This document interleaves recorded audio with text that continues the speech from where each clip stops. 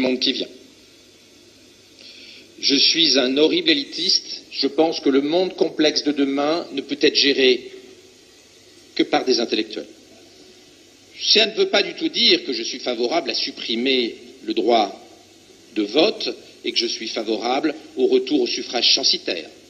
Mais je ne pense pas une seconde que le monde de demain sera simple et pourra être géré d'un claquement de doigts par des groupes populistes qui se sont réunis sur Twitter. Je pense que c'est vous, les scientifiques et intellectuels de demain, qui vont avoir la responsabilité de gérer un monde ultra compliqué, très fragile d'un point de vue politique.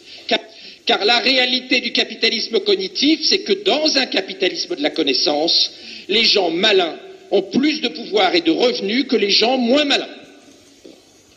En revanche, vous, dans cette salle, vous allez vivre un âge d'or. Et nous devons créer une société inclusive et trouver le moyen d'éviter qu'il y ait un gigantesque gap. Ce que Harari, dans Homo Deus, appelle des dieux et des inutiles, les dieux, vous, qui maîtrisez, contrôlez, managerez les technologies NBIC, les technologies transhumanistes, et les inutiles, les gens moins favorisés qui auront du mal dans le monde compliqué dans lequel nous rentrons, et les gilets jaunes. C'est la première manifestation de ce gap intellectuel insupportable que nous sommes en train de créer entre les winners, les dieux d'Harari, et les losers, les inutiles d'Harari.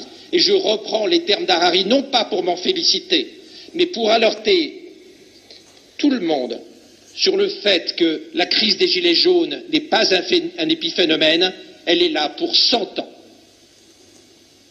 Et c'est vous qui la résolverez. Pour le faire court, l'intelligence artificielle lamine les petites classes moyennes et les gilets jaunes dans les décennies qui viennent avant de guérir le cancer. Les effets négatifs sur la démocratie des technologies dont on parle vont préexister aux avantages, notamment médicaux, que ces technologies vont apporter. On a la crise des gilets jaunes avant que l'IA ne permette d'accélérer la guérison des cancéreux. Ce problème de décalage entre les avantages et les inconvénients de la technologie va être un grave sujet pour les décennies qui viennent, et c'est vous qui allez porter ces enjeux. L'intelligence artificielle dite faible, c'est-à-dire la vraie intelligence artificielle d'aujourd'hui, pas celle de la science-fiction, vont valoir de plus en plus cher, et ceux qui sont substituables vont valoir de moins en moins cher. La théorie des fonctions de production nous apprend ça de façon certaine. Pour le dire autrement, le prix de l'heure de travail des gilets jaunes sur le marché mondial va s'effondrer de décennie en décennie. Et le prix horaire des gens dans cette salle va monter de décennie en décennie.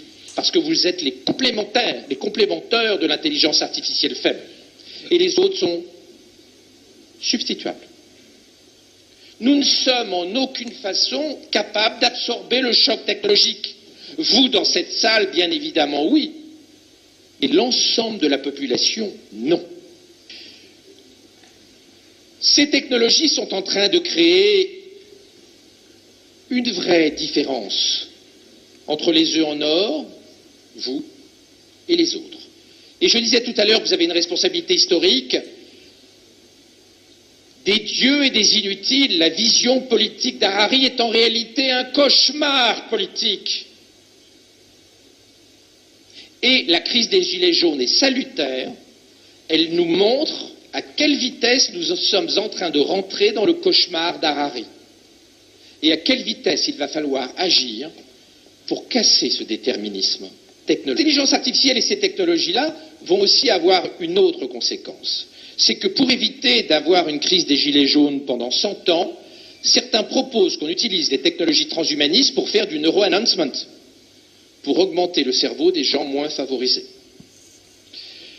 Elon Musk, qui craint surtout les IA fortes, ce qui n'est pas mon cas, je ne pense pas une seconde que le deep learning puisse conduire à des intelligences artificielles fortes hostiles dans les 50 prochaines années, mais c'est le fantasme d'Elon Musk. Elon Musk a donc créé Neuralink, dont je vous parlais tout à l'heure, et qui est destiné à faire de l'augmentation cérébrale et donc à transformer les gilets jaunes en normaliens.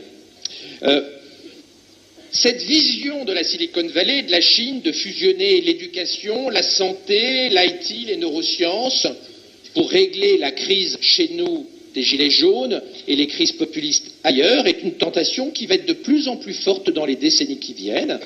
Et je partage là-dessus l'opinion d'Harari. Il va être très compliqué d'empêcher les politiques de faire de l'eugénisme positif quand la technologie le permettra. Dieu et les inutiles. Récemment, le patron de Google, Sundar Pichai, a fait une confession dans The Guardian, et il a dit « Je ne suis pas du tout sûr que la société, que les hommes sont que ça aille aussi vite. » Et c'est une vraie question. Est-ce que nous n'avons pas dépassé la capacité d'absorption économique, psychologique, éthique de la société? Notre résilience est-elle capable de supporter ce tsunami? La vôtre, oui. Mais la France des Gilets jaunes, je n'en suis pas du tout clair. Les élites se moquent beaucoup des Gilets jaunes, ce que je trouve personnellement inacceptable, notamment ce dessin très drôle, mais me semble particulièrement dégueulasse. Je ne pense pas qu'il faille se moquer des gens moins doués que vous. Je pense qu'il faut les aider. Nous devons créer une société de solidarité intellectuelle. C'est la première urgence. L'urgence n'est pas de devenir immortel. C'est d'éviter de multiplier les Gilets jaunes.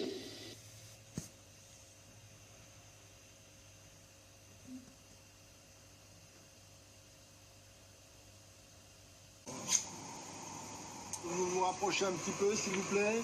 Quand vous partagerez ce que dit le président, ben, ma foi, vous serez content. Ne le manifestez pas trop bruyamment. D'accord ? Et puis, si vous ne partagez pas ce que dit le président, conservez-le pour vous. Ne le manifestez pas trop non. Voilà, d'accord, c'est tout ce qu'on vous demande. On est en marche ? Enfin, si, je vais éviter l'expression. On va se mettre en route. Allez, c'est bon ? C'est bon, on y va. Allez, Alves, c'est parti. Becquet, Belbachir. J'ai retravaillé avec mon prof de français. Il y a eu un échange avec M. Cardi. Ouais. Vous avez pour retravailler identifié ton texte. C'est ça. Et puis me faire un peu travailler sur l'expression orale. Bon, bah, très bien. J'en parlais hier un peu à ma famille et je trouvais que au final c'est un peu comme une pièce de théâtre, un peu au final. C'est déjà tout prévu à l'avance. Le président, c'est déjà nos questions qu'on va poser à quel moment, tout ça c'est déjà tout millimétré. Ça je savais pas.